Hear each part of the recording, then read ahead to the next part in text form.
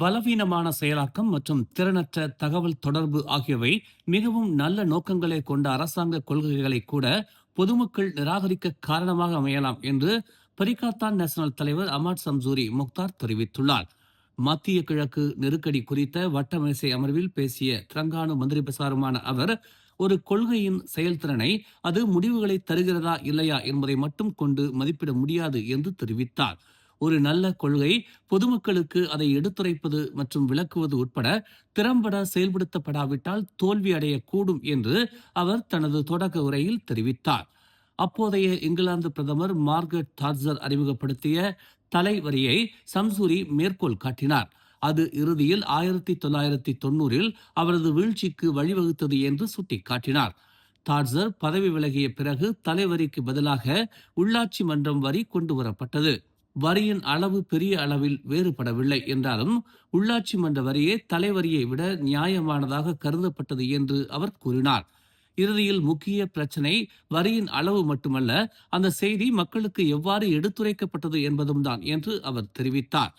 பொருளாதாரத்தில் மீள்திறனை மேம்படுத்துவதோடு மட்டுமல்லாமல் எதிர்கால உலகளாவிய நெருக்கடிகளால் பாதிக்கப்படாமல் இருப்பதை உறுதி செய்யும் வகையில் மலேசியா நீண்ட கால கொள்கைகளை வகுக்க வேண்டும் என்றும் அவர் வலியுறுத்தினார். சர்வதேச கடல் பகுதியில் இஸ்ரேலிய படைகளால் தடுத்து வைக்கப்பட்டிருந்த 29 மலேசியர்கள் உட்பட குளோபல் ஸ்மூத் புளோட்டிலா 2.0வில் இருந்த 428 ஆர்வலர்களும் விடுவிக்கப்பட்டுள்ளனர். மலேசிய குழுவினர் ஞாயிற்றுக்கிழமை நாடு திரும்புவார்கள் என்று எதிர்பார்க்கப்படுகிறது. இஸ்ரேலிய பகுதியில் அமைந்துள்ள ரமோன் விமான நிலையத்திற்கு துருக்கி அதிபர் ரெசேப் தாயிப் எர்டோகான் 3 துருக்கி ஏர்லைன்ஸ் விமானங்களை அனுப்பியுள்ளதாக பிரதமர் டதஸ்ரீ அன்வார் இப்ராஹிம் தங்களது அமைப்புக்கு தெரிவித்துள்ளதாக சுமுத் நுசாந்திரா கட்டளை மையத்தின் தலைமை இயக்குனர் சானி அராபி அப்துல் அலீம் அராபி தெரிவித்துள்ளார்.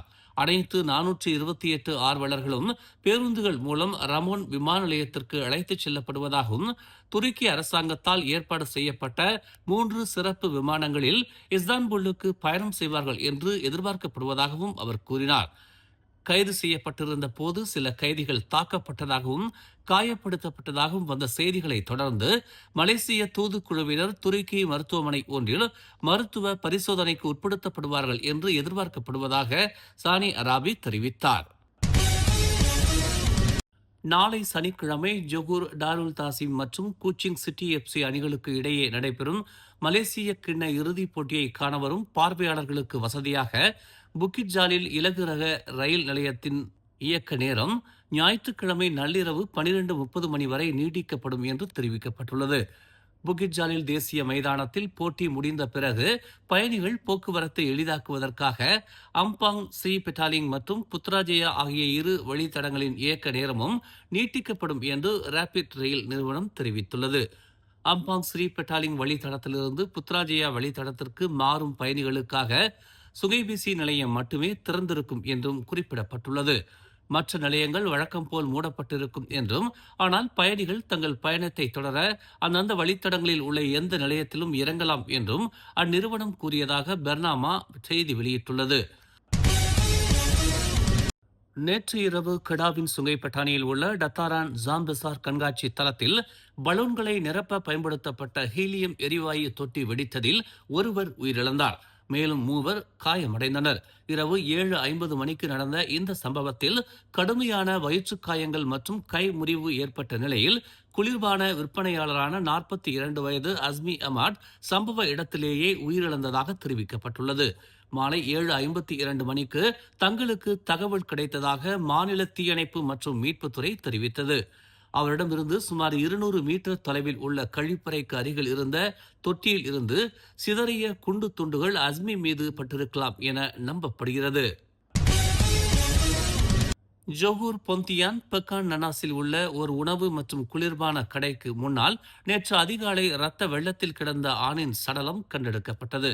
அதிகாலை சுமார் 3:53 மணி அளவில் தகவல் கிடைத்ததும் மாவட்ட காவல் தலைமையகத்தின் குற்ற புலனாய்வு பிரிவைச் சேர்ந்த குழுவினர் சம்பவ இடத்திற்கு விரைந்ததாக பொந்தியான் காவல்துறை தலைவர் ஹஸ்ரத் ஹுசைன் மியோன் ஹுசைன் தெரிவித்தார். பாதிக்கப்பட்ட 22 வயதான அந்த இளைஞரின் கைகளிலும் கால்களிலும் பலத்த காயங்கள் இருந்ததாக அவர் கூறினார். சம்பவ இடத்திலேயே பாதிக்கப்பட்டவர் இறந்துவிட்டது உறுதி செய்யப்பட்டது. இந்த வழக்கு தண்டனை சட்டத்தின் 302வது பிரிவின் கீழ் கொலை குற்றத்திற்காக விசாரிக்கப்பட்டு வருகிறது. ஓம்ஸ் அறவாரியத்தின் ஆதரவில் மலர் டிவி வழங்கும் திரையிசை கண்ட இலக்கியம் நயம்பட உரைப்போம் 2026. பேச்சுத்திறன் உள்ளவர்களா நீங்கள்? உங்களுக்காக காத்திருக்கிறது பரிசு மலை.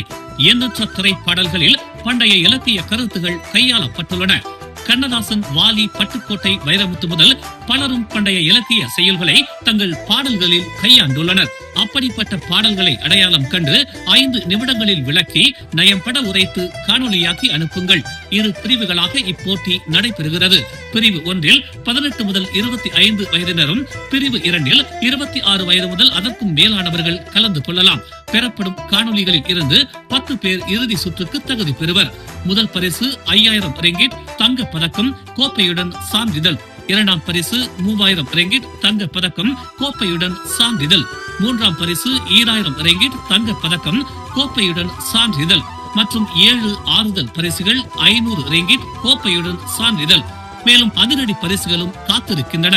இறுதி சுற்று ஆகஸ்ட் 29ஆம் தேதி மிக பிரம்மாண்ட மேடையில் நடைபெறுகிறது.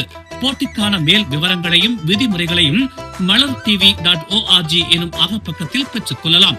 தொடர்புக்கு 01 2 244 301 என்ற எண்களில் அழைக்கலாம். பங்கேற்பாளர்கள் உடனே பதிவு பாரத்தை பூர்த்தி செய்து போட்டியாளராகுங்கள்.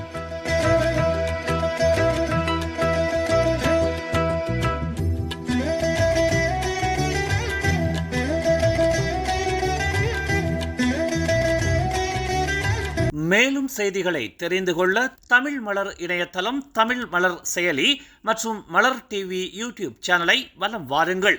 எங்களோடு இணைந்திருக்க மலர் டிவியை பதிவு செய்து கொள்ளுங்கள். உறவுகள் மகிழ்ந்திட விருப்பம் மற்றும் பகிர்வு சேவையை சொடுக்கிடுங்கள்.